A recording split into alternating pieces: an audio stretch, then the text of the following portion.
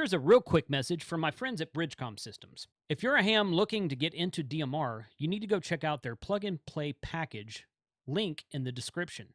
It's a handheld DMR radio and digital hotspot combo that comes pre-programmed with all of your information so that all you have to do to get on the air is just turn it on and press the PTT button.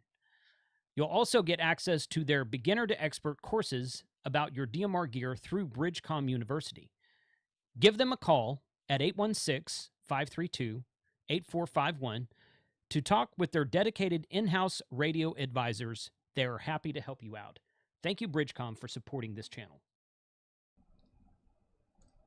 Right there. There it is. Hey, guys, good evening. Happy Sunday. Happy end of the weekend. Thank you for joining the channel today. Ham Radio 2.0 Sunday night live stream. We're going to be talking about DMR code plugs tonight. And as I've shared in the description below, and we'll share a few times in the chat, I created a code plug a year and a half ago, something like that. And you can go to hamradio2.com/code plug. You can download that code plug. And I haven't really updated that code plug in, I don't know, over a year probably. But I've updated my own personal code plug. And I'm gonna go through a personal code plug update tonight. And then we're going to update the code plug that we do on the live stream tonight. We're going to update it to that same URL and let you guys download it to put into a radio. And I'm going to show you, it's going to be for an Anytone radio, but I'm going to show you how to kind of manipulate it for different radios and whatnot. We're going to talk about all that. Special shout out and thank you to the folks in green text tonight in the chat. Ed AC3IK, Ed Sweeney, Phil Muth, W0RHP. Let's see, got David Elkins, got Rick K9IED, James KI5OEB, all you guys in the chat that have green text in your name. You guys are YouTube channel supporters. I really thank you guys for supporting the channel like you do. So, Shigeo Tsujita from Japan, JQ3BUM. Dude, I can read your call sign. I'm sorry I butchered your name. But thank you for being a channel supporter. Thank you for joining the chat tonight. So you guys have fun out there. All right, DMR cordless VoIP phone closed trunk network. DMR does have a closed trunk network if you're talking about the commercial world, but we don't do that in amateur radio, so that's a thing. T-Man, KI5BEZ, thanks for joining the chat tonight, buddy. All right. Couple of announcements real quick. I'm going to go to this screen right here. I'm got to turn on the right. No, not that one. Got to turn on the right screen over here and put right there. Okay, so those of you who've been watching my channel for a while, you might have seen I've talked about James Lee, who went into the hospital several months ago, way before Christmas. And for kind of a routine type thing, they found a bunch of problems with him, and he spent a bunch of time in the hospital, and they didn't think he was going to make it for a while. He is out. He sent me a Discord message 2 days ago. He's like, hey, man, I really appreciate you're setting up that GoFundMe and appreciate the support from the amateur radio community. They're going to try to make it to Dayton. So Michelle and Hope and a couple of the other girls were at Hamcation in February a couple months ago. I talked to Michelle for a little bit, and she was in pretty good spirits considering. But James says they're going to try to make it to Dayton. So if you guys are planning to go to Dayton next month, please stop by their booth and talk to them and just let him know that you guys are thinking about him. So he appreciates all that we've done for him. And I think Frank just shared that the GoFundMe is still live. So if you guys are so willing, please donate to the GoFundMe if you can, even if it's just a few dollars, $5-10 is fine. It doesn't have to be a huge sum, but it will help them because presumably he hadn't talked to me about their financial situation. I didn't ask. It's not my business. But presumably he just got out of the hospital after being there for like 6 months. Presumably there's probably some bills that are still yet unpaid. So we just want to help them out as an amateur radio community as much as we can. So thank you for that support, everybody who pitched in so far. All right, so next, this coming weekend, well, first of all, what I didn't mention is, okay, let me put this here, yeah, okay. So I've got my calendar up here. This coming Wednesday for my lunchtime live stream, which is the 13th, I'm going to be inviting Frank, Mike, Shane, and Scott on the channel to talk about the following Saturday at Lake Ray Roberts for the Support Your Parks on the Air weekend. Support Your Parks weekend for Parks on the Air weekend, kind of a quarterly event that they do. So that'll be the lunchtime live stream Wednesday. Sunday night the 15th, I'm sorry, Friday night the 15th is the April happy hour. So I hope you guys will mark that down on your calendar. 8 p.m. for the ham radio happy hour this coming Friday. And then the next day, Saturday, is Support Your Parks weekend. We will be at Lake Ray Roberts on the Isle du Bois branch right here, I think right here. This pavilion right here that you see the top of right there, that's where we will be. This is the same place we were last July. It was a fun event. I've got that pavilion rented for the whole day. Anybody in the area is welcome to come out and join us. We're going to set up the hex beam. Mike's bringing out a new radio. I'll have my FTDX10. We're just going to sit down and do POTA all day long, as long as we can until we get tired and we want to go home.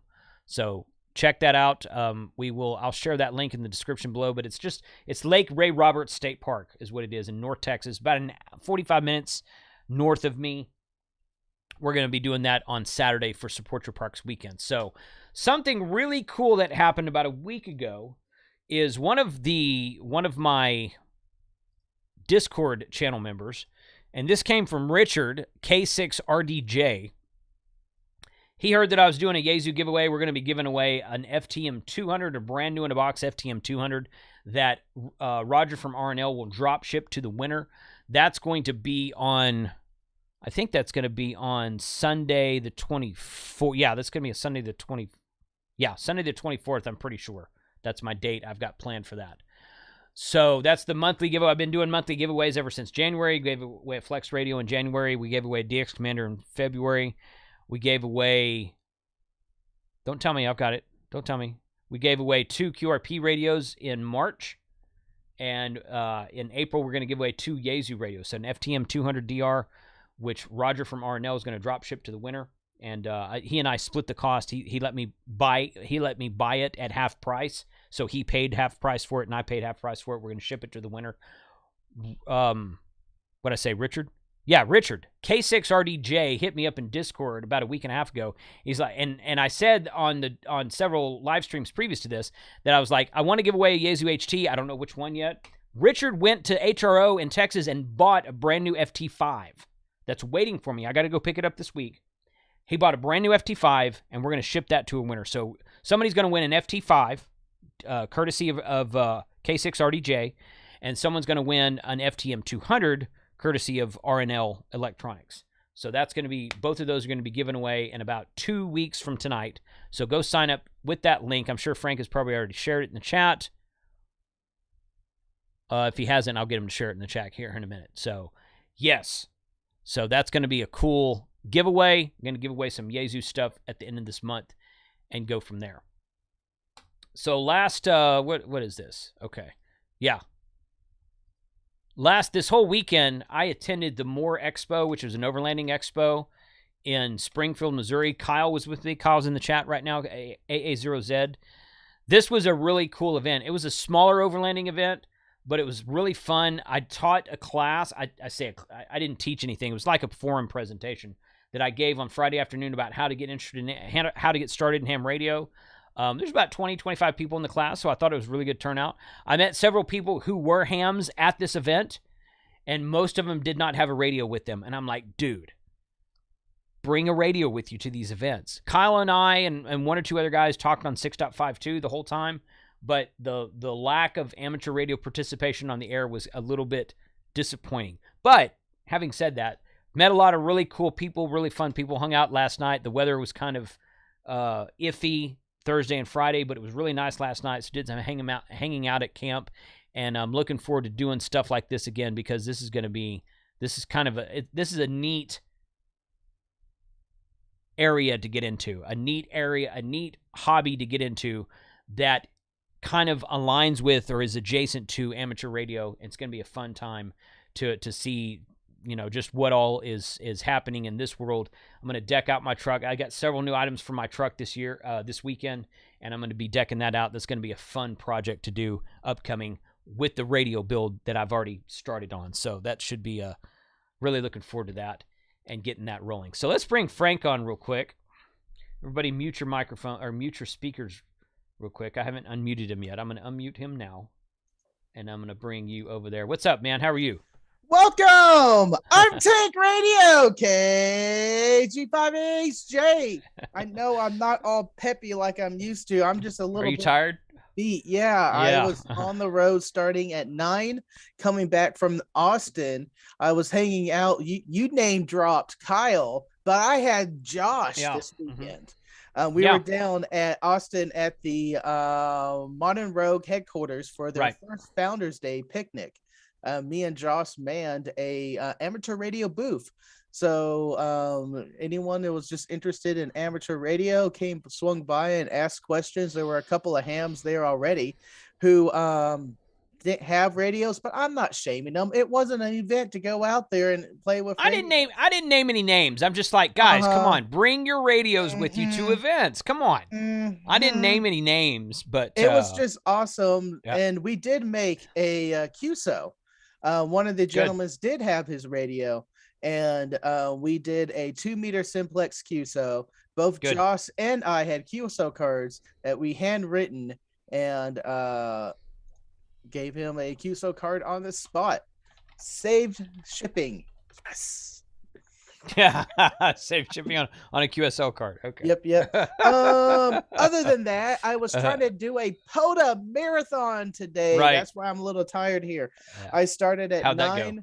I went to McKinney Falls in Austin, and that was a pretty cool place. I'm not familiar with that one. Okay. I spent some time there. I took some pictures. They had a beautiful field that had bluebonnets. And, let me get a picture ready. I started when I was driving home. I left Springfield, Missouri at about 7 a.m. this morning. So I drove through Missouri, through Oklahoma into Texas. And as soon as I crossed the Texas-Oklahoma border, crossing over the Red River, I started to see bluebonnets. Yeah. It was like somebody flipped the switch. And I'm like, bluebonnets don't grow anywhere besides Texas? Really? I was like, okay, all right, that's cool. So you're going to have to tell me. I'm just going to screen share. So if I have to turn that on, hold on. Yeah. Yeah, there you go. Go ahead. You're good now. All right, and I got to pick the right screen. Boom. Loaded. What's more Texas than that? That's come on. A flex radio instead of the Zygo would be more Texas, but other than that, that's pretty good. I'm just saying. You asked the question, I am giving you an answer. A flex radio is a lot more Texas than a Zygo. I spent an hour trying to get some pictures with the blue bonnets. That's Plus, good. My photo side came out, and I was just trying to take pictures. I haven't gone through these yet. That's cool. Yeah, so there was just a field of blue bonnets that I was like, that's so cool. And now I got to move this back. That's good. Good depth of field on that one right there. Yeah, thank you. I was just playing with the camera. It's been a while. You could turn that off. I lost the window for you, Jason. Okay. I can. It's probably in your top right hand corner. Oh yeah. God, that's annoying. It's in the wrong screen. Yeah. I'm sharing this screen. This is my mind, and it's way over here. N8YO says you're missing a freedom tool. We all know what that is. Well, it was a state park, and this park they had signs of no alcohol again, so I was already taking a chance. Yeah, okay. All right. So I wasn't going to add another thing for a ranger to come by and be like, well, sir, So after that, I went ahead and activated with the G90. And my G90 will be there this coming Saturday. It will be one of the radios. It'll just be out. I'm not putting an antenna or anything. It'll just be there if someone wants to plug it in and try it out. Go for it. Okay. And I activated the park, and then I got back in my car, and I was making the trip to the next park. It was going to be in Waco, Mammoth National Monument. Yes. I went to go plug my phone in to charge it because I didn't charge it overnight. I was like, I'll charge the car on the next day. I don't have to worry about it. Somehow a small little rock got stuck in between the charging head and my cord could not plug in. So really, and like the USB-C charger. Yeah, a little rock in the USB-C card. Curved moon rock got stuck right in the edge. So here's the long plastic piece right here.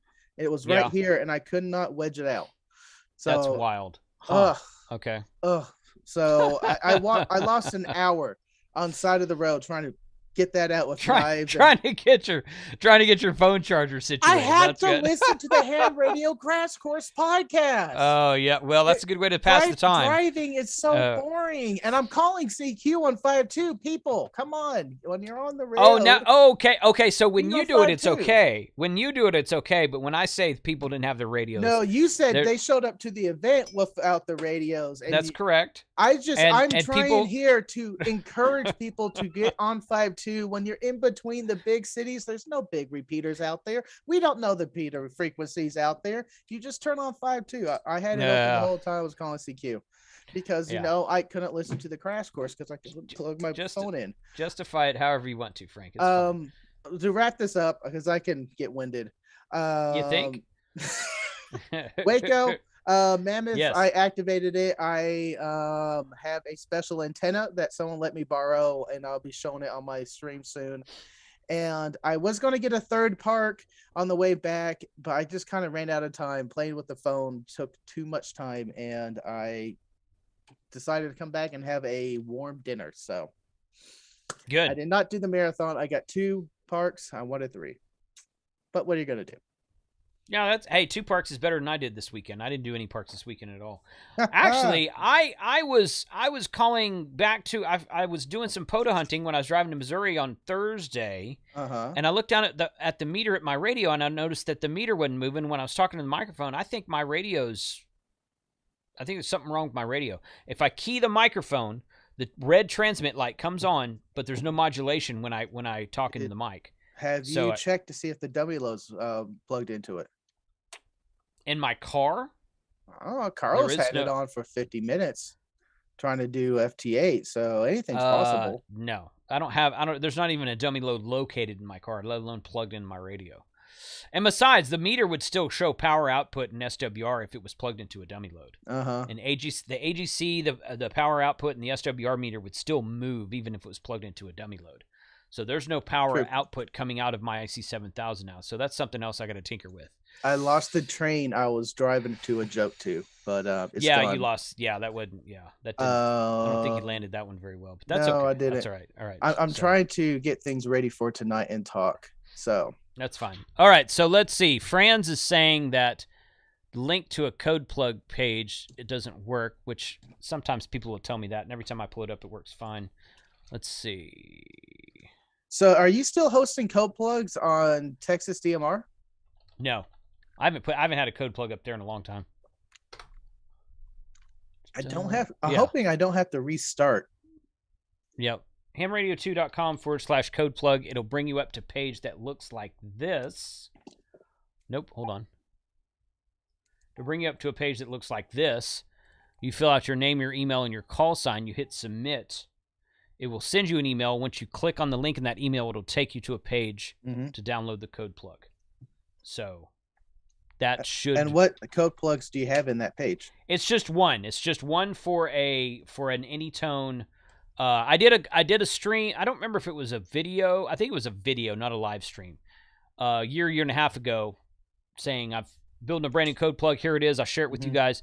Over 600 people have downloaded that Codeplug, so I know for a fact it's working. But we'll get it. We'll make sure it's working and everything for you tonight. But it's definitely up there. So we're gonna update that Codeplug today, and I'm gonna move over here real quick. And talk about the Anytone 878 UV2 Plus. So, I still get asked this question all the time, guys. I get asked this question: what is your favorite DMR radio? And by far, it is this Anytone radio, this Anytone HT. Now, Anytone also makes a mobile radio, which works well. Kind of one of the higher priced radios out there. TYT MD9600 is a decent mobile radio. The Redivus RT90, which is the same thing as an MD9600, is a decent radio. There's 2 or 3 other good ones out there. Connect Systems makes a CS800D, which is a dual band DMR mobile radio. There might be 1 or 2 others out there, something like that. And there's a lot of HTs, but my favorite HT is by far this one right here, this 878 UV2 Plus. And I just put a link in the chat for a link to Bridgecom's page where you can read more about that. Now, Bridgecom sells this. The commercial at the beginning of the live stream was a Bridgecom commercial. They've been really great in the community for promoting DMR. They got a lot of really good videos about the Anytone radios themselves and their hotspot. But you can buy this radio to other places. I think RNL sells it. HRO used to sell it. I think they still have it. But you can if you just Google Anytone 878 UV2 Plus or Anytone DMR HT, you can find there's a lot of people out there who sell it. You don't have to get it from Bridgecom. Bridgecom customer support's really good. But they're a supporter of this channel. That's why I like to talk about them. But you don't have to buy it from them. There's plenty of other places you can get it as well. I think you can get it on Amazon even. I have my setup here. Okay, what do you got? And I'm just trying to position it in the camera correctly. There we go. Okay. It is the Anytone 878 original. Okay, 87 or 868? 878. Okay. I believe it's the 878. And I just, when we were doing my talk and everything, finished installing the software, the 878 software UV. Transition back. Bam. Mm-hmm. Yep. And I had my radio was not recognizing. I was just troubleshooting that. Yeah. And I installed it on the D drive. Not the C drive. Now that is a little weird. I don't know why it went up to the D drive instead of the C drive. It defaults that. I noticed that the software defaults that. I don't know why. So my computer is a little funky. So this is not the use case for everyone. Mm-hmm. When I somehow did the initial lettering for Windows, my second drive letter is F. Anytime I plug in a SD card or a USB card, it takes D. I had a SD card plugged in, installed the software, finished copying everything off the SD card, pulled it out, and now I can't find the software. That's weird. Yeah. So I just had to reinstall it again on the C drive. I put it on the C drive. I can't believe, why wouldn't they just install it to C drive? I don't know. But now it can't answer that. Looks like the drivers are all recognized, and I am seeing a COM port. So you got the okay. Do you have the can you screen share your software? Yeah. Share your software real quick. Wink. Because I was going to do this on mine, and I will do this on mine. And okay, so if you go up to, hold on, let me pull up that same screen. So no, that's not right. Where did that go? There it is. Okay, so if you go to program, or you go to set at the top menu, not that. Go to click on set, and then set COM. Oh, that's weird. Yeah. See, mine has mine has a bunch of COM ports listed. Oh, I don't think it was plugged in all the way. Oh, well, okay. Make sure the radio is plugged in and turned on. Yeah. Do that real quick and see if that changes. All right. There we go. Plugged in, turned on all the way. I'm hearing Windows doing its recognizing thing. Yeah. Failed to initialize device description. Okay, turn the radio off. Wait 5 seconds and turn it back on with it plugged in still. So I'll bring it over here. Still shared? Yes. Yep. So this is what I'm seeing. We'll just live troubleshoot this on the air. Windows has stopped code. The code number is 43. Yeah, I don't really speak Windows very well, but if you just all right, so I turned it off. Turn it off, wait 5 seconds, turn it back on, see if that helps anything. I've got it working here. I just tinkered with mine before we went live, about an hour before the stream, so I got a little heads up, but yeah. And I was trying to get everything installed. It is installed and working downstairs on another computer, which I use for programming radios, but this one not so much. We can use it on mine if nothing else. Oh. Yeah, request failed. Yeah, you've got a driver issue, it looks like. Yeah. So I will make a segue here and say this, guys. I used to sell radios. I used to sell TYT radios, and I never sold Anytone radios. Those were Those were out before. Those were out after I had sales, or I used to sell stuff. I used to sell the CS700 and the CS750, TYT, various TYT radios, some other, maybe some Baofeng radios of here and there. I never sold a UV5R because you can buy those on Amazon for so cheap.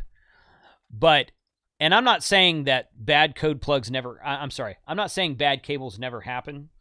But what I will tell you is that 9 times out of 10, 99 times out of 100, I would venture to say, when someone called or emailed me and said, hey, there's something wrong with my radio or my cable, my computer won't read it. It was 99 times out of 100, it was a computer problem, not the radio and not the cable. It's not impossible that the cable is bad. It's not impossible that the radio is bad. But 9 times out of 10, it was the computer. I kind of want to reboot, but I don't want to reboot. Is that the same computer you're talking on right now? Yeah. It's up to you. I can bring you back into Zoom if you want to. It's up to you. I know. But yeah, 9 times out of 10, it was the computer's problem. People would bring their radios to Hamfest. They're like, hey, there's something wrong with my radio. I say, bring it to a Hamfest this weekend. They'd come in. I'd take their radio, their cable, plug it in my laptop, open the software, click on read, and it would read it. And they'd be like, well, how come it doesn't work on my computer? And I'm like, I didn't sell you your computer. I can't answer that question. Answer Tom's question. Check COM ports, not USB. You are right, but it has to load the USB driver to convert it to a COM port first. Correct. So yeah, it shows up in the USB. When it's not reading correctly, it shows up in the USB list. When it is reading correctly, it'll show up in the COM ports. Yeah. So, all right. So let's move on. I'm gonna show my screen here. Frank, if you want to reboot, it's up to you, man. It doesn't matter. I wasn't relying on your stuff tonight, but I know. It's up to you. So let's turn this on here. I'm gonna get over to this screen, not that one. The show must go on, right? The show must go on. Yes, sir. Okay, let's get that one and turn this there. No, come on. I just blew you out, Frank. There's that one right there. Say Zoom meeting. There we go. That's what I want right there. Okay, so this one right here, I have noticed that when you plug, my radio's not plugged in right now. It's right here. But when you plug it in, I've got all these COM ports on this computer here. Most of these are Flex radio ports. That's the same computer I've got. Smart SDR and Flex. Yeah, and Flex Radio installs a lot of virtual COM ports. But when I plug in the radio, I'll go ahead and plug it in now. So I've noticed that it's usually the COM port that's listed at the bottom of this list. I don't know. Is there a way to verify that? To go and look at your device manager to list out which COM ports what? Sure. Yeah. We can. I can pull up device manager. Because these are the answers I would have. Right. Mine was working. Right. Philip, I tried that just now. Turned off the radio, turned off Bluetooth, and turned it on again, and it did not work. I know this works. Yeah. So this is coming up on my computer as GD32 virtual COM port, and it's COM3. And once again, it is the COM port in the bottom of this list. When I plugged in the radio, this COM3 showed up on this list, and it wasn't there before. And that virtual COM port is why the USB driver has to be recognized before you get a COM port. So if I go read radio right now, which I've already done this code plug you're seeing in the software right now is what I read like an hour ago. I'm not going to save that. I'm just going to go ahead and read it again. Boom. And there we go. It's reading the radio. And before you even write to a radio, I highly recommend always do a read first. Have the code plug or the trip file saved off already. Yeah. So that's from the radio first, just to make sure the connection's good and everything's working. That's exactly right. Then you reload your file that you want to push to it, and then you push to it. So what I do is I go in here and I save it. And I save it as the model number on the radio, D8782 plus _, and I save it as today's date. So I'm going to save it as 2022-0410, like that. And I'm also going to export it as a data conversion file, a DCF file, and I'll show you why I'm going to do that here in a minute. DCF _410, because a data conversion file, is what N0GSG Contact Manager uses. Now, for those of you who want to download my code plug and you don't have an Anytone radio, what you can do is use N0GSG Contact Manager. If you just Google it, November 0 Golf Sierra Golf Contact Manager, and it looks like this. Minimize that so it's a little bit easier to see. It looks like this right here. The guy, Tom Wheeler, is the guy who, that's N0GSG. He's the one who makes it. And it's free, but he asks for donations on his website. I donated to him a long time ago, and I should probably do it again because I use this a lot. But I can go in here now, and I can say, this is what I really like doing. Open Codeplug, and I'm going to go find that file wherever I saved it. Let's pull this down a little bit. And... nope. Yeah, my OneDrive is full, but I don't care. It's actually not. It just I just keep getting these stupid error messages. But all right, let me go find this users. OneDrive. Well, it kind of is a little bit. It's kind of a little bit full. Code plugs, Anytone. Okay, that's the one. That's the DCF file that I just saved with today's date on it. Open. 2 errors. Okay, that's fine. Do not attempt. But what I did was I saved a code plug before I started making changes. Okay, so that's important. Save your code. That way, if you foobar everything, if I work on this for an hour and I just completely foobar it up, reload the one I just saved. Because the one I just saved is working fine. So then now I'm gonna save another one under a different name. I'll save it as today's date A. You know, like 2022-0410A or B or C or however you want to do it. You can name it anything you want to. But, yeah, we didn't load the contacts, so that's okay. Okay, so now one of the cool things here is I like to go through and I like to... This is as large as I can make this window, guys, so I apologize. It's not larger in the... Can you share just the file? Or the application, I'm sorry? No, because it's on another computer. I'm going through VNC right now. Okay. So just keep going then. Yeah. So watch for any questions in the chat. So I'm doing that already. Okay, good. So yeah, y'all feel free to ask questions if you want to. And okay, good. We're good there. All right. So this is as big as the window gets. So y'all can make it bigger on your screen or something. So what I like to do is go through. One of the cool things the N0GSG will do is it'll let you sort these things. So, like, I've got this, let's see. I just like sorting these alphabetically. I'm just going to go double-click on that right there and sort them alphabetically. So I've got APRS receive 144.39 for analog APRS and go that way. And now everything's sorted alphabetically. You can also sort it by frequency if you want to do that. You can sort it by mode. Everything DMR is at the top. You can do it however you want to. So I just like sorting it by alphabetically. And then I go into the zone... And I've got a North Texas zone. That's the only zone I've got in there right now. Thought I had another zone. I guess not. New zone. Let's make a zone called analog. I swear I have an analog zone in there, but I do love having an analog zone. So I know. I like to put my analog stuff in an analog zone. So that's one thing I had to edit on majority of my code plugs is to have an analog with the repeaters around here. They were saved in like certain sections sometimes, but it got confusing. So I just put them all in analog. Right. And I noticed earlier, so I'm going to go back over here. I've got Sherry node. This is my Sherry All-Star node. I've got it in here twice. So I'm going to delete one. Yep. And I'm going to delete one of those. I don't know why I added it and added it again, so whatever. Let's see. So I've got... What was the program you're using there? This is N0GSG Contact Manager. Okay. And if you want to Google that and share the link, you can. But it's just that's what I'm doing right now. Yeah. I just was making sure I was bringing the correct one up. Because, right. No. Yeah. That's it.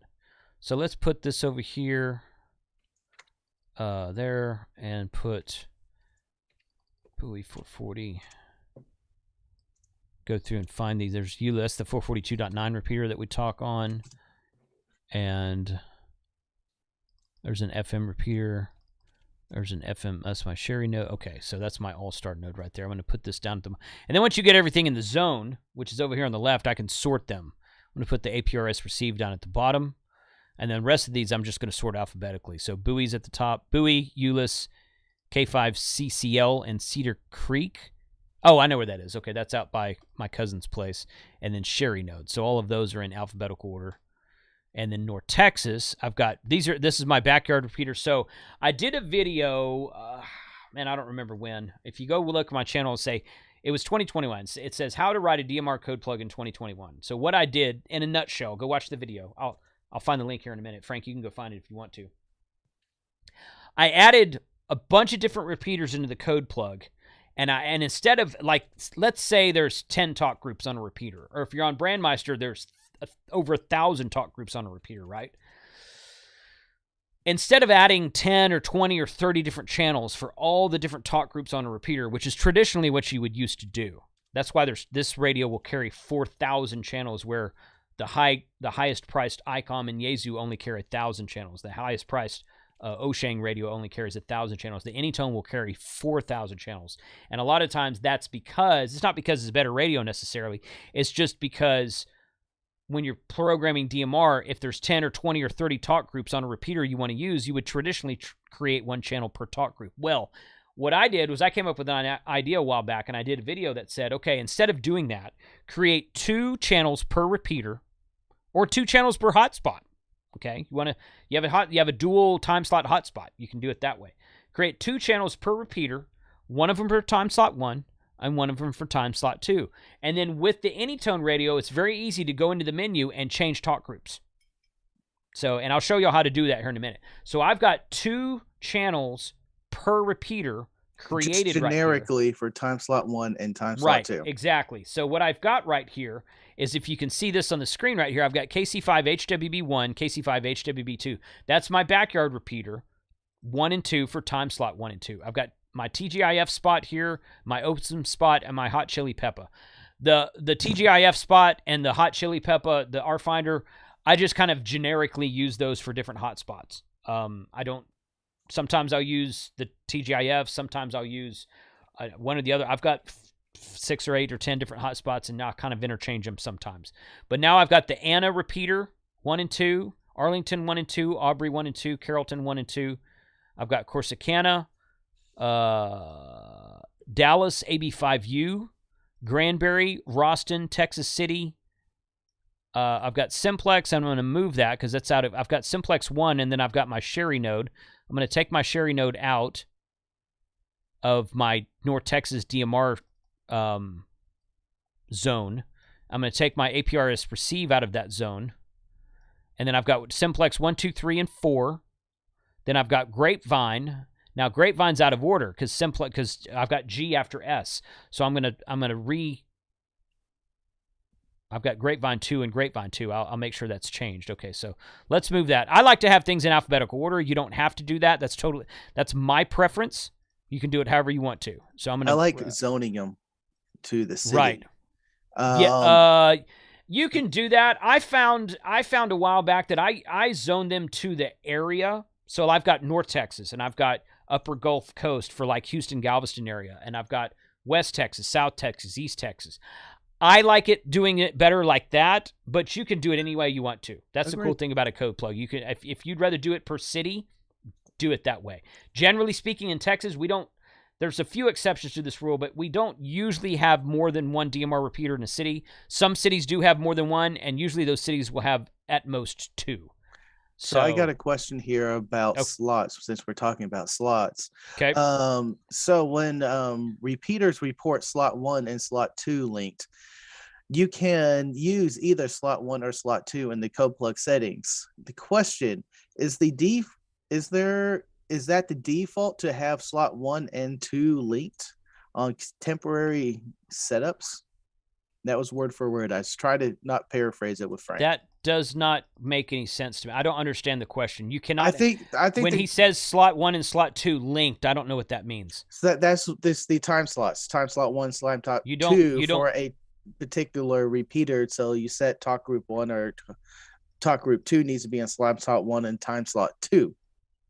Yeah, but you're not going to link them together. The time slots don't get linked together. I think he's saying linked as in the talk group is linked to a particular time slot on that repeater. Is there a default usually for time slot 1 and time slot 2?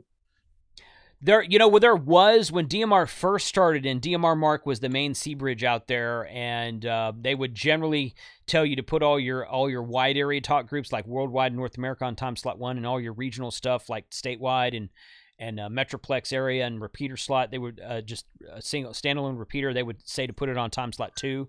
That didn't really last very long. Repeater owners there's not a general rule. Repeater owners can do it however they want to. So a lot of the times, Brandmeister guys will put all the Brandmeister talk groups on one time slot, and then we'll use the other time slot for just local traffic, repeater-only traffic, usually talk group number 9. And some C-Bridge owners do that as well. But as far as which time slot goes with what talk group, no. There's no rhyme or reason for it. There's no standard for it that I've ever seen. You can go to radioid.net and look up the repeaters near you, and if the repeater owner has updated their information correctly, it'll show you what all talk groups are listed on that time slot. If you're in the state of Texas, you can go to dmrtexas.net and look up everything in the state of Texas and see where everything's listed. But I did a lunchtime live stream with Bob from RFinder a few months ago, and he calls it the Repeater Talk Group Update Project or something like that. And there's a way for a repeater owner to go into radioid.net and once you register your repeater on radioid.net and get that number, there's a way for the repeater owner to go in there and edit that information. Say, okay, on time slot 1, I have these talk groups, and on time slot 2, I have these talk groups. So, but it's up to the repeater owner to do that. So, kind of a follow-up question, the same area in this, and then I'll let you get back to it. Okay. Like how you were saying to default a time slot, I have a default or not default, a generic time slot 1 and generic time slot 2, so you can change the talk group ID in the radio. Can you flip it and have just a generic talk group assigned a number, and then tell it to transmit on time slot 1 or time slot 2? You could, but it's a lot more steps to do it that way. Yes, you could do that, but it's a lot more steps. So basically, you can have almost an infinite number of talk groups available on a time slot, but the repeater frequency is never going to change, the color code's never going to change, and it's always going to be either time slot 1 or 2. And then from there, you could have 5, 10, 50, 100, 200, 500, 1,000 different talk groups available after repeater frequency, color code, and time slot. So the easiest and quickest way to do it is to just change the talk group. Mm-hmm. So you could do it the way you're saying. It just takes a lot more steps in the settings to do it that way. Okay. Mm-hmm. So now I've created a new one called Gulf Coast, and I'm going to put Texas City in there. Troy's down in. Okay, I'm not going to put Troy in there. Ralston, Palo Pinto, Grapevine, Granbury. All right, someone asked earlier about putting Houston repeaters. They said, I forget who it was. Someone put in the chat, Houston repeaters. So you guys give me a repeater to put in here. Somebody from Texas. So whoever asked that earlier. K5MRE in the house.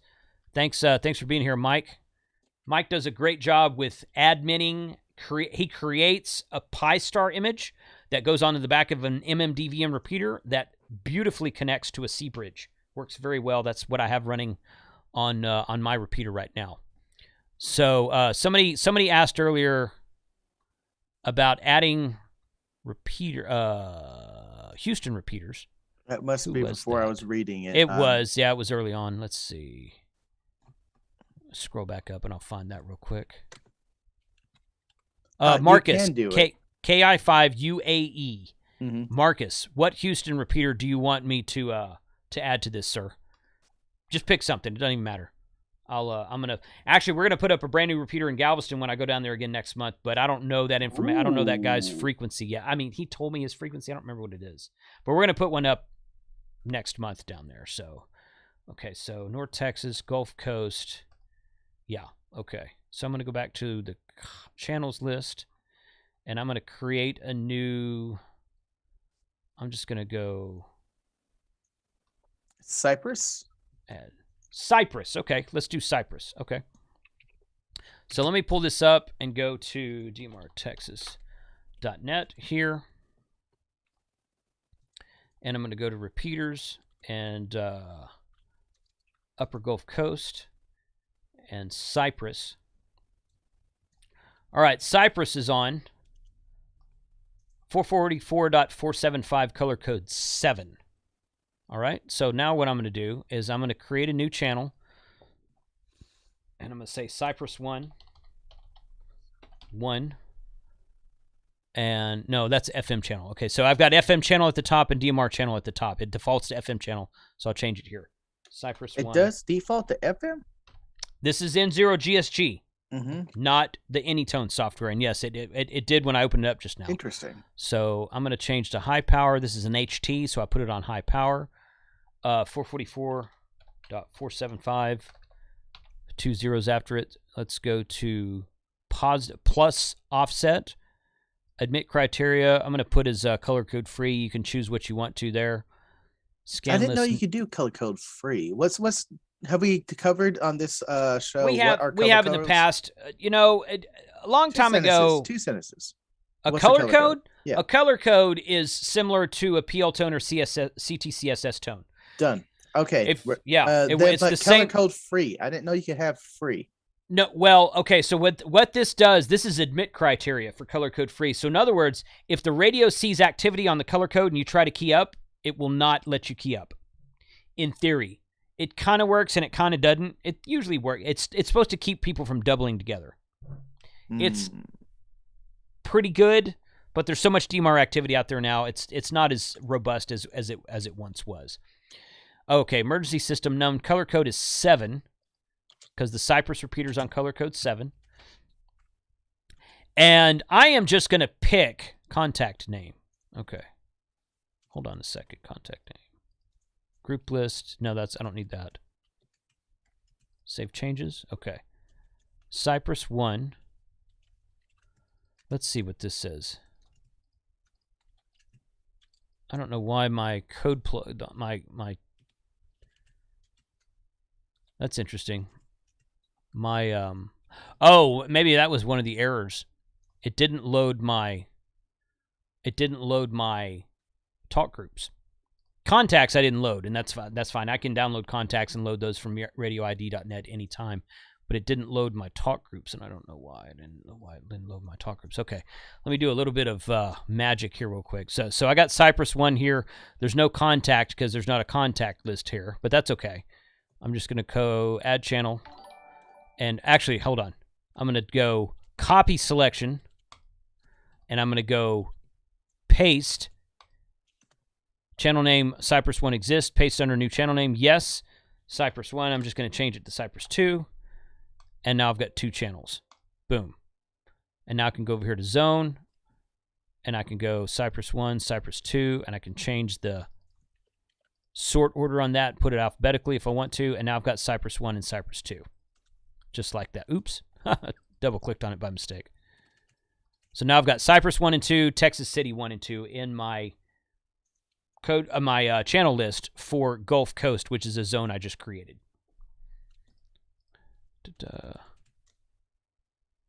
What does the PTT checkmarked mean? All right, let's pull that back open again. Oh, this you mean on over here? PTT means it has a PTT timeout, so the talk group is dormant until you kerchunk the repeater and activate it. So it's on push to talk timeout.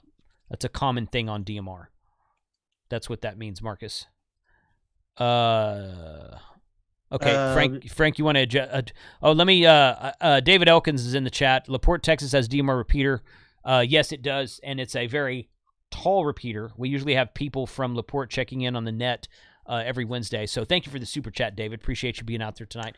David, I would like you to email me because you were telling me about a way to do All-Star from your phone, and Kyle and I were talking about that over the weekend. So if you can shoot me an email, I've got some questions for you. Question from the chat is, what's the purpose of high versus turbo?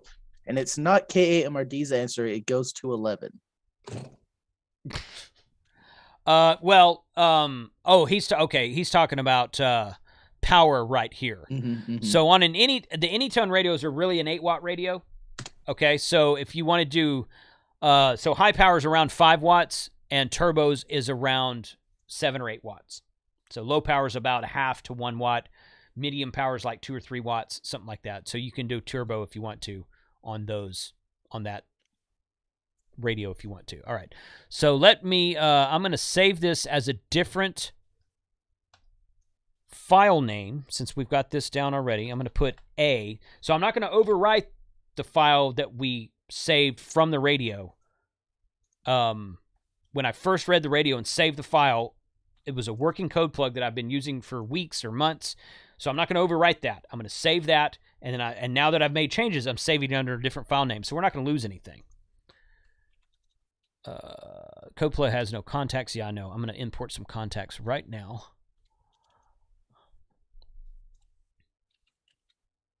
And then the program crashed or closed. Did I close? Maybe I closed it. Maybe I closed it. Okay.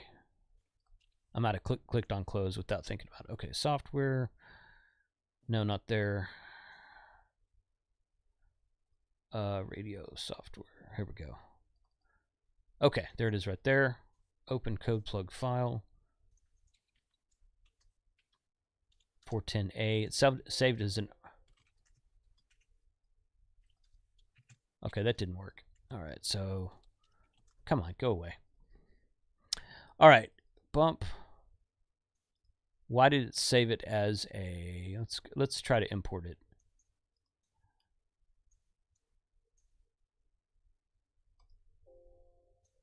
Okay. Saved as an RDT file.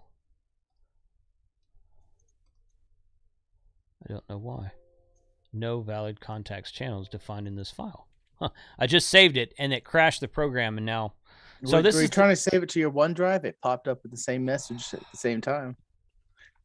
No, well, yeah, but it would have saved it locally, so it should have been okay. And I'm just messing with you. So, okay, all right. So let me open this up again. This is the DCF file. I got that. Okay, so it didn't put any of all the edits I just made were in the other file it saved that is fudged up for some reason. This is kind of what it takes, guys. And this is real world. This is how I do it. It's how I do it. Some of you get scared. Oh, something I was going to say at the front, and I think Kyle was laughing at earlier. So if you read the description of the video, it says, "No, I haven't built my DX commander yet, but I'm going to build a code plug." How many of you have done that? So that's going to be that's going to be my answer for everybody who asks if I built a DX commander. No, but I built a code plug. So have you done that? So it's all in good fun, though. I love it. I love it. I love it. Yeah. Okay. All right. Let's see. Import contacts from another code plug. Let's go that one with A. No contacts. Okay, that's fine. And I tell you what, import contacts, channels. Import from CSV. That's okay, that's a CSV file. Import from Codeplug. A. 34 channels skipped. 0 added, okay. No. All right, so it just foobarred that whole thing that I added. I don't know why. But my original code plug that I read from the radio is still intact because I didn't overwrite it. So that's all good.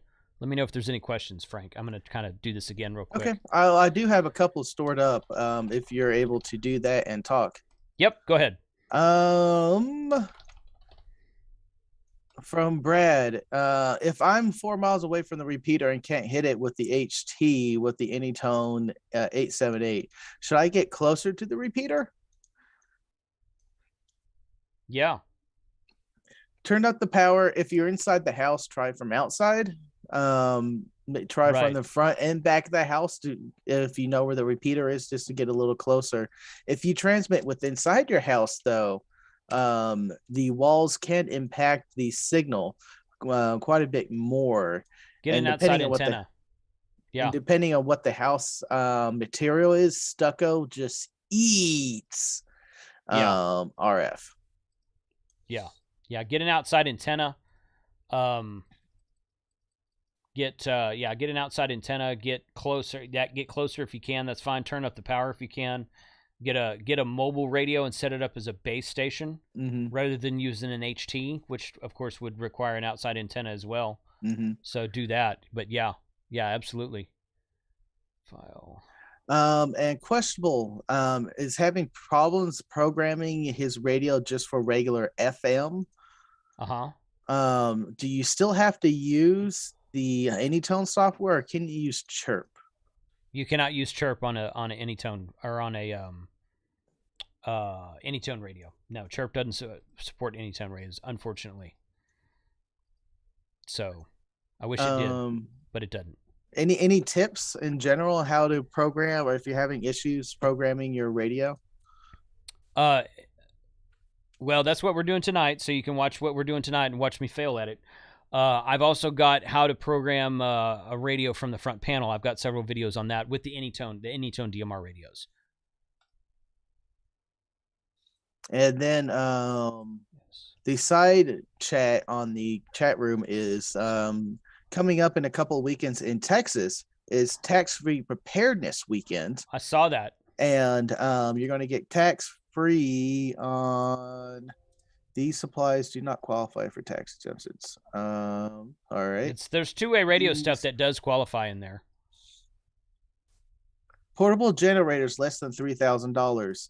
Emergency ladders and hurricane software or hurricane shelters less than $300. Come on now. Less than $300. That seems odd, huh? That's new. I don't remember having them less. Items less than $75. Axes, batteries, can openers, non-electronic. Ooh, I like that qualification there. Carbon monoxide detectors. Those should always be good. Coolers, ice chests, fire extinguishers, first aid, fuel containers. I did take them up on that, and I got a California compliant fuel container, and it's garbage. I hate it. Well, but that's all they sell. They don't have the old ones. You just unscrew the air pop hole when you're ready, and it just starts flowing. Who's they? The manufacturers of these canisters are all California compliant now with that stupid push in. I end up spilling more gas than I will I will show you which one to get. So let's just finish this off. Hatchets, ice products, reusable or artificial. I don't know what that means. Light sources, mobile telephone batteries and mobile chargers, radios. Portable, self-powered, including battery-operated two-way radios and weather band radios. So does that mean hand radios? I don't know. But no, wait. But the qualifier above this was less than $75. Yes. Balfang Army for the win. Yeah, Balfang stuff. Yeah, you could do that. All right. Go ahead. Cypress 1. Bump. All right, so for whatever reason, now I haven't used the N0GSG Contact Manager in a while, but for whatever reason, it is crashing.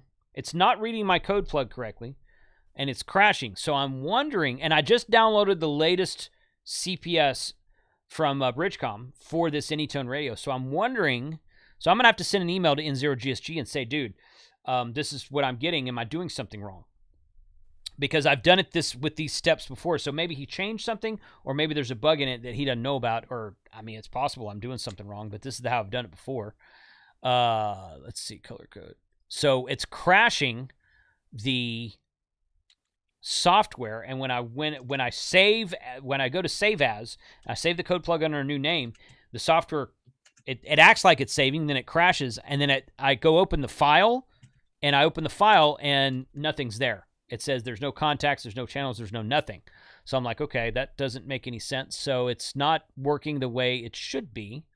So I'm going to have to do a follow-up to this. I guess we're going to have to do a follow-up live stream to this. But I'm going to add Cypress 1 and 2 into this code, just into my code plug. And copy, paste. And yep, Cypress 2, it did that automatically. And see, it changed it to worldwide, which is fine. We can go... So I want to see what, so on the Cypress repeater, we've got worldwide North America, worldwide English, TAC 310, 312, and bridge. So I'm just going to put North America. I mean, you can put it whatever you want to with the system I'm using, okay, because you can change it later. I'm going to put North America, which is right here, okay, for time slot 1. And then I always put statewide on the talk group that statewide is listed on. So I'm going to put Texas statewide here. There. And I'm going to go okay. So now I've got Cypress 1 and 2. I can go to my zone list. North Texas. Here, I'm going to take out, let's see. I thought I had, yeah, I'm going to take out Texas City from North Texas. I'm going to take out Sherry Node, which I've got twice in here. APRS. Simplex 1, 2, 3, and 4. Troy, I'm going to take those out so I can, well, I'll leave those in here for now because I don't have a, and you can sort with the latest version of the last several versions of Anytone software. I can sort this alphabetically now also. So it didn't used to be able to do that a long, long time ago. But now I can sort this as what I want to. So I'm going to put Palo Pinto above Roston. And Troy is actually East Texas. Grapevine, I'll sort that. Grapevine, Granbury, AP, okay. NOP, okay. Grapevine's after Granbury. Okay. Sometimes I have to rehearse the alphabet to myself. So, okay, let's put that in there. And I'm going to go, I've got 2 Sherry Node channels in here. I'm going to delete one of them. And Questionable was having issues with the editing of the FM information. I would just responded, if you double click on a cell number, show us there, Jason, real fast. It will come this up right here. Yeah, it will come up with all the options for that particular frequency, and you just need to change it to what the frequency or repeater frequencies are. Everything in there should be self-explanatory. Once you change the channel type from analog to digital, then more options will appear or disappear or not come edible depending on which one you're selecting. Yeah, so right here I'm on channel type digital, so the bandwidth is grayed out. It's defaulted to 12.5 kilohertz. I can't change it to 25, which you're not supposed to. You're supposed to have it on 12.5 kilohertz for DMR. So that's that right there. Okay, so that Grapevine, I changed the name on Grapevine 1 and 2. And I got Steve. Yep. He's also trying to pivot the question into editing with Excel. There was a response already saying that you can just export it and open up that file with Excel. I haven't tried that because you can export it as a CSV file and open it and edit it there and save it as a CS file, and you could do imports of CSV, imports and exports to CSV from the Anytone software and from N0GSG. And I've done that in a previous live stream. I just found editing within the software just to be a little bit easier with the GUI. I like editing inside the software better myself. But hey, I do too. If you're an Excel person, yeah, go for it. If you yeah, you can export as a CSV file. You can go right here to Tool and Export, and you can export all default up here at the top, or you can export all your channels, radio IDs, zones, scan list, all these different things down here. So you can do it however you want to. One useful thing with that export and import is if you have a newer version of this radio. Whoops, I'm still connected to the computer. If you have a newer version of this radio, your Codeplug file won't transfer natively. Right. So you have to read from the radio to get your default options. Then actually, before you read from the radio, load your code file, export it to a CSV file, plug in your new radio, read in the default options, then re-import that CSV file, and then just tweak it to the current radio. I had to do that the other weekend. Correct. Yeah. So there's ways around that. And this is not the first video we've done with this, guys. This is kind of like an update video that I'm doing. So we added the Cypress repeater, North American statewide, Palo Pinto. That's good there. I'm going to make another Palo Pinto. I added that. Shane and I were on a 5 POTA radar, and we were in Palo Pinto County, so I just punched that into my radio with the keypad and used it, and I keyed it up, and it worked. So copy. Actually, I should paste. Yeah, move up. I got to put a time slot 2 in there. and find out what repeaters are on that. So I hope that answers your full question there, questionable. And if there's any other questions in the chat about this, go ahead and throw them in there. I think that's my radio is still doing the same device thing, but I bet it's when dealing with drivers, my rule is to always install them and reboot. If you have to uninstall and reinstall them, uninstall, reboot, install, reboot again. Yeah. It's just the correct thing to do with drivers. It's kind of a pain, but it does work. It seems to work best that way. Well, I can go more explanation. It's doing some things under the covers that Windows will not reload until it reboots. So yeah.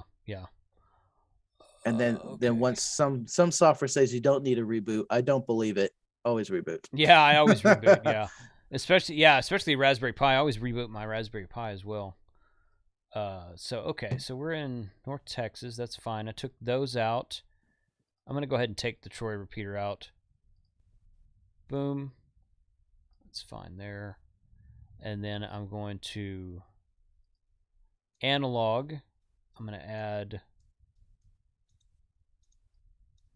that one and the Sherry node. Okay, and let's go ahead and add APRS receive. That's fine there. Okay, and then next I'm going to go Gulf Coast, add Cypress 1 and 2. They really need to. I'm still looking at this prepared Texas thing. They need to put batteries above $75. Oh, I wonder if my BioLeno battery 3.5 amp falls under that. I bet it would. Yeah. All right, let's do another repeater. We've got the Cypress repeater added. We're just using the Anytone software instead of N0GSG. It's a little bit easier with N0GSG, but that software's crashing on me, so we're just going to use This is the default Anytone software we're using right now. I've got a North Texas zone, I've got an analog zone, and I've got a Gulf Coast. Let's in fact, let's say Gulf Coast, Texas. I'm going to say that. Gulf Coast, Texas zone. Okay, so let's add another repeater to the list here now. I'm going to go back over here and repeaters. If someone wants me to add a specific repeater, just put it in the chat. Let me know which one you want me to add. Something from DMRTexas.net. Upper Gulf Coast. It's Alvin. Alvin's not too far away from where I hang out down there. Let's see. Texas City, I've already got that one. Spring. Huntsville. That one's not there anymore. I need to remove that. Let's just start at the top. We'll go to Alvin. 444.750. POTA by example. Where were you POTAing? You said you just got done some activations. Oh. Texas City. Let's go. Copy. I just copy paste because I've already put several of these kind of default parameters I put in there, so I just kind of copy paste to create a new channel. 444.750 there, and then 449.750 is the transmit because it's +5 offset. Color code is 7. So we're going to go color code 7. Time slot 1 is Brazoria. That's the only one he has. That's strange. Okay. That's a regional talk. It's a local talk group they use down there in the Houston area. Brazoria. Okay, I thought I had that in here. I'm just going to put local 9.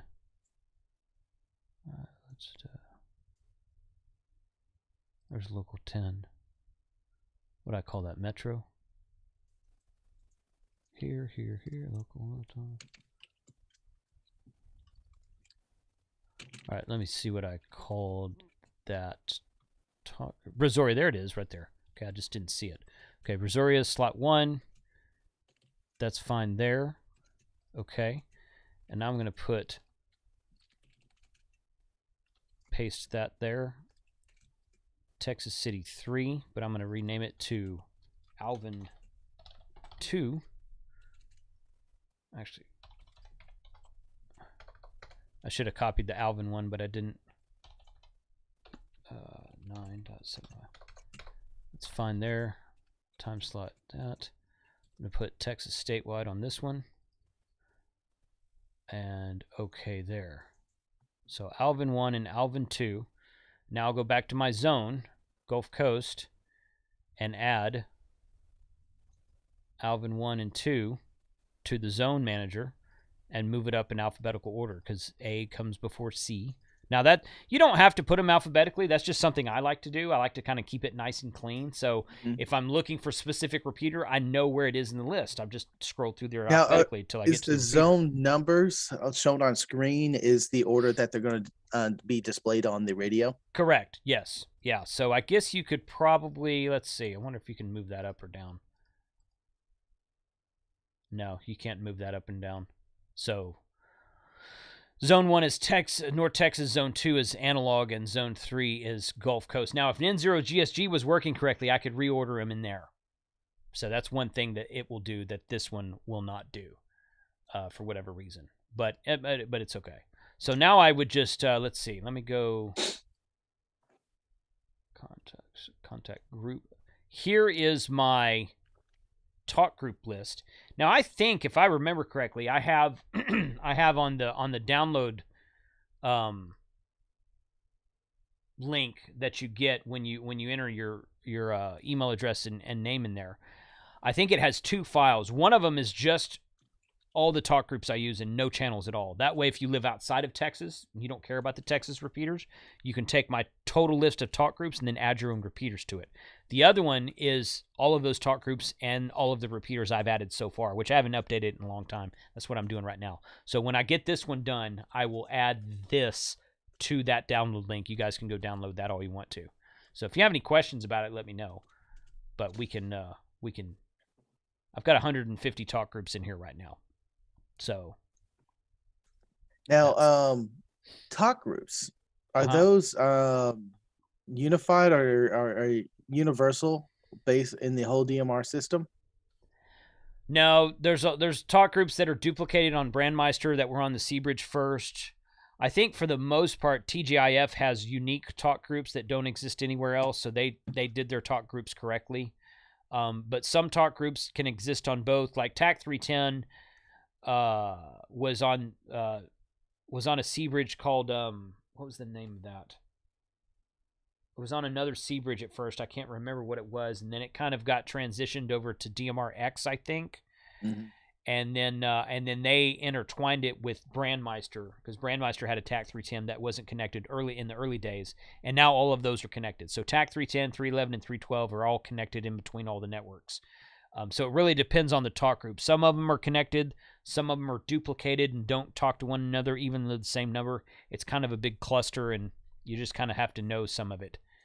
Unfortunately, I was expecting a yes. That's why I tried to phrase the question how I did. There's not an easy, simple answer to that. Unfortunately, I was trying to play the ask the noob question guy there. Yeah. Okay, well, that took me a little bit longer than I was anticipating because N0GSG kept crashing on me. But I'm going to go ahead and save this real quick. File save as. And again, I'm going to save it with the A on the back. Actually, I'll save it with the B because that file that crashed I was saving as A. Save file, okay. And let's see here. I'll look at my radio real quick. We need to probably wrap it up real quick because Ria's about to start in about 15 minutes. Yeah, I pulled up her stream for the link already. Okay. There was a question about, and maybe you can answer it quickly. Go ahead. I'm trying to find it back in the chat. I said we were done talking about the other program. Yep. But we got a little bit of time. Yeah, that's all good. Okay. So now I'm going to write this. Oops. It was by Ed. Can you talk about how to use structural import in Contact Manager? Yeah, so basically what you can do is you can import multiple things at one time, like all your channels and your zones and your scan lists and all of that. Instead of importing them one at a time, you can go and check checkbox which ones you want to import, and it'll import them. I found that to be, it works 90%, 95% effectively, something like that. You are going to want to go through and make sure that when it imports your zones, it put everything, all your channels in the right zone.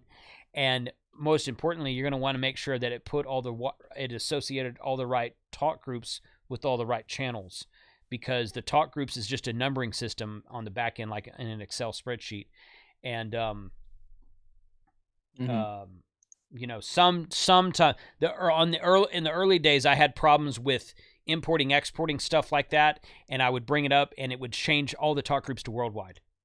Like I'd have 50 or 100 channels in there, and I'd import it, and I like, oh, that looks good, and everything looked right. But if you look closely, all the talk groups were worldwide, because worldwide's talk group number 1. So now they fixed that a long time ago. I don't think you'll have a problem. But once again, back your radio up, read it, save the file, and then structural import all you want to into a new file name. And if you foobar it, you don't have to worry about it because you've got that backup file. So yeah, but structural import will allow you to import multiple things. It'll import like all the settings in your radio, what your P1 and P2 button do, and your AB buttons do, and what the long press and the short press of buttons do. It'll supposedly do that. I've used it a little bit. For the most part, it seems to work well, but just kind of double check it. All right, let me write this. Actually, no. So a question earlier in the chat from RestreamBot. It was a Discord chat. What flex radio do you have? 6400. 64. I want to upgrade to a 6600 one of these days, but I haven't done that yet. So the Smoking Ape. What does DMR stand for? Don't mess with Ringo. The Smoking Ape knows full well what DMR stands for. Well, tell us for the other guys who don't know. Digital Mobile Radio. Digital Mobile Radio. So let's see. Boom. There we go. Okay. Let's move that away. And now, so we've got this right here. And I can go to zone. And I've got North Texas Analog and Gulf Coast. Select zone. And then I've got Alvin 2, Alvin 1. I hit the volume. Alvin 1 and 2, Cypress 1 and 2, and Texas City 1 and 2. So the zone and new channels I put imported just fine. So that's a quick and painful way to do it, because our software kept crashing on us, but it worked. Successful import of the code plug, nevertheless. So sorry about the screw ups in there, but that's part of the game. You just kind of got to get used to that. So I'm gonna add some more. Houston, Galveston area repeaters into this code plug, and I'll upload it again. I think I've added. We got the Beltonham Expo was what, last weekend, Frank? You didn't go down there, did you? No. Okay. Was it last weekend? I think it was a week ago yesterday. I just drove through there, and today. And the Beltonham Expo was pretty sure it was last weekend, and there was a guy down there selling not brand new. He had a bunch of Motorola XPR 8400 repeaters for a very good price. So several people around Texas bought.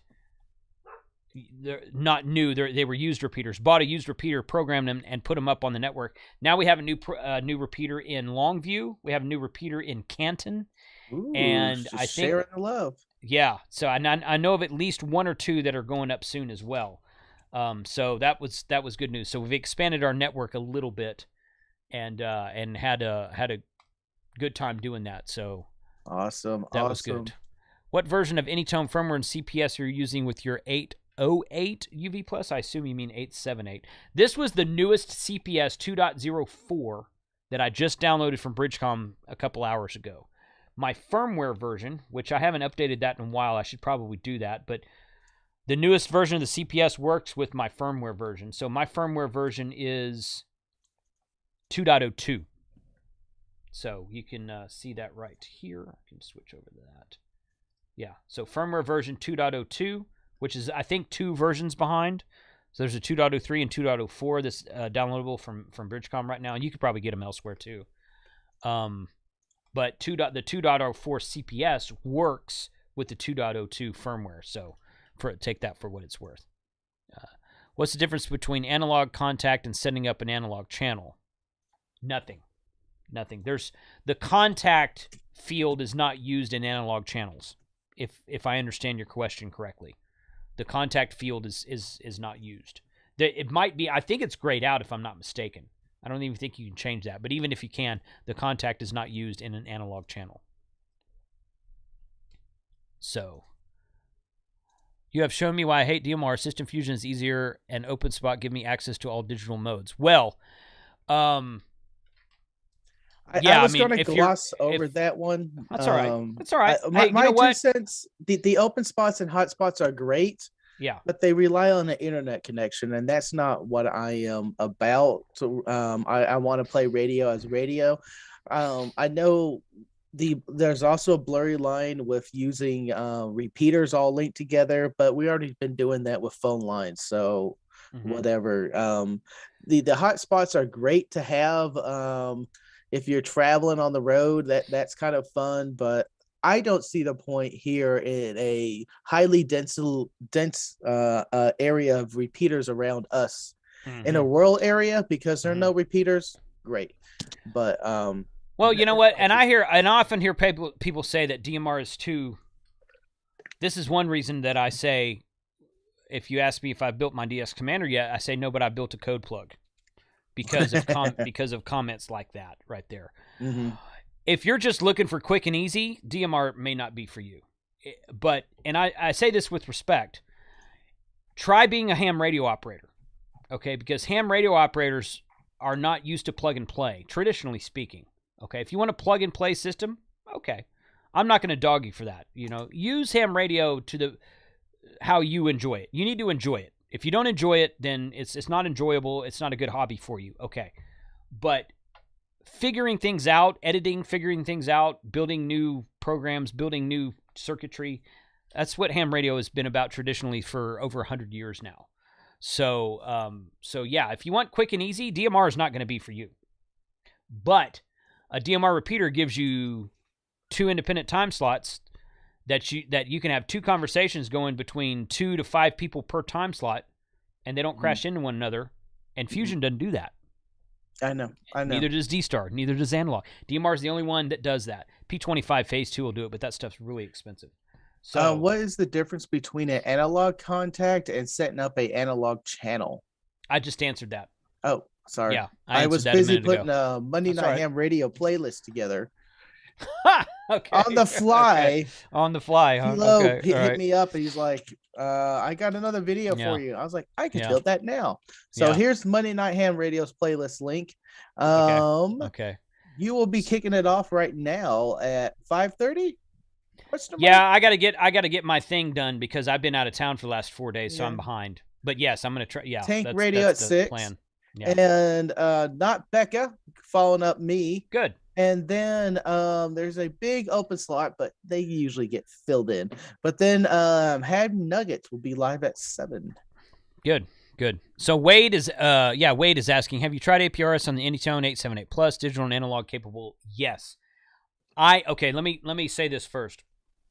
I've not tried digital APRS because, quite frankly, I don't care. I don't care about digital APRS. If I want to use digital APRS over the internet, I can use that with APRS Droid on my phone. Okay, which I have done, and it works, and it's great. So what's digital APRS? Digital APRS is sending your signal over the DMR network over the internet, so that it does basically. It's hard to explain. Let me see if I can explain. So is it just APRS over it's DMR system? Right. So your repeater has to be APRS enabled, which none of our Seabridge repeaters are. We could add it if we wanted to. Nobody's ever done it. I'd like to do it as an experiment one time. But yeah. So your repeater has to be enabled for APRS, and it has to transmit. Or most of the hotspots will transmit over then APRS. That's the same thing of doing it over analog over digital. You're just doing it on a digital system because that digit repeater still has to pick up that packet and transmit over the internet to show up. That's not true. That's not true because two analog APRS radios can talk to one another with no iGate or digipeater in between them. Well, same thing with the DMR radio. We just go to simplex and transmit it too. If it's enabled, but I've never seen anyone do it over simplex. People are usually doing it over their hotspots so that their hotspots can transmit to. I'm not saying it's a bad thing. I'm just saying I've never used it that way. I would prefer to use it analog. And yes, the Anytone will work over 144.39 analog APRS to transmit and receive analog APRS, SMS, and packets and whatnot, and position reporting, and it will work over an iGate. It will work over a digipeater to transmit to APRS.FI, which is what your hotspot does also. Okay, so it kind of does the same thing. Once it reaches the internet, it's all the same. It's a matter of how it reaches the internet. And again, none of our repeaters here in town are APRS enabled. However, you can go into your hotspot and tell your hotspot to report APRS. It doesn't even need to be done from the radio. Pi-Star will do it natively. Pi-Star, you can go into Pi-Star and say, I'm KC5HWB-9. Here's my grid square. Turn on APRS, yes, and it always does it. It's always there. So your radio's not completely out of the mix at that point in time. So if you want to use it that way, again, there's nothing wrong with that. I'm not saying that. I prefer to use it the old traditional analog way because then it's a little bit more robust. It's a little bit more, and I only use APRS when I'm on the road. I don't use APRS when I'm around town. I used APRS all weekend when I was traveling from here to Missouri. And you can go look up on APRS.fi. You can look up KC5HWB-6, and however long it stays, 48, 72 hours, however long it stays up there, you can see my route I took. Yes, I'm just going to answer this real fast. Yes, the 878 can display 2 channels, and they can be both from different zones. I love that color of the cup. We're coming up on the 3-minute mark to Rhea stream. I am going to go ahead and throw her link in the chat now. All right. Boom. Cool. DPRS, D-Star, not the same thing as digital APRS over DMR. Not the same thing, but so all right, guys, let me go over here real quick, and I want to thank my patrons. Where did that screen go? Screenshot right there. I want to thank my patrons. I've actually got 3 newer patrons than this. I like to try to put this up at the end of all the live streams, but I have been out of town for the last 4 days, and I'm kind of running behind on this. So I've got a few more patrons of this, but thank you to all those who support the channel on Patreon. You guys do help to move the channel forward. Special shout out once again to the YouTube channel members, everybody in green text in the chat. You guys help support the channel also. We're going to have another Patreon/YouTube channel member meeting, probably not this week, but probably next week before I leave town again. My wife and I are going on vacation at the end of the month. So we're probably going to have another Patreon meeting probably sometime next week. So you guys be watching the Patreon file announcements for that. It'll be posted there, and it'll be posted to the community tab for channel members as well. So let's see. Greg in Japan says, can I assume a code plug is a program list of channels or other data to use a program? And we don't have DMR here in Japan, so I've not heard the term before. Code plug is simply a programming file that you save on your computer that programs your radio. Technically speaking, if you use Chirp or RT systems and save that file on your computer, that file on your computer is a code plug. It's an old Motorola term that's used a lot in DMR, but any file saved on a computer that's used to write information to a radio is technically a code plug. There's nothing special about a DMR code plug other than it just has different parameters in it because DMR has different parameters in it. So it's just a computer file is all it is. So much more well put together than my answer to them in the chat. That's all right. That's all right. All right, guys. Thanks a lot for hanging out tonight. I'm sorry that the N0GSG crashed a few times, but hey, that's what learning's all about. I'm going to do some updates and update the code plug on the website. And you know what? We might do this again in a couple weeks after I tinker with it some more. I'll email Tom and say, hey, this happened to me. Am I doing something wrong? I don't know. And then we'll figure that out from there. So 73 y'all, check the link in the description below for everything. Sign up for the giveaway in a couple weeks, and check out Monday Night Ham Radio playlist in the chat. So head over to Rhea's stream. She's probably got some good stuff. I didn't even look up what her stream was about tonight, but she's always got some all cool about stuff to talk 6 about. meter and sporadic E and E skip. Oh, there you go. That ought to be interesting. So y'all run over to Rhea's stream. Thanks a lot for joining tonight. Appreciate it. Wait, bye, Frank. Bye.